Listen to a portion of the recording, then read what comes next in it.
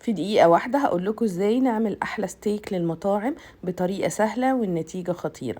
الستيك ليه اكتر من قطعية ممكن نستخدمها. النهاردة استخدمت قطعية الريب اي، بتطلع حلوة قوي، فيها نسبة دهون مظبوطة. واول حاجة في وصفتنا النهاردة، في الحلة على النار حطيت معلقتين زيت وهبدأ اسوي الستيك بتاعنا.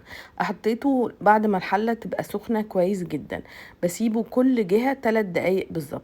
وطبعا بنضيف رشة من الفلفل ورشة من الملح، بس مش بحتاج اكتر من كده. وممكن نضيف الاضافات التانية اللي بنحبها زي الثوم والروزماري، وممكن كمان زعتر. بحط على كل قطعة من الزبدة زي ما انتوا شايفين، دي اللي بتخلي طعمه حلو قوي وبتديله نسبة طراوة حلوة.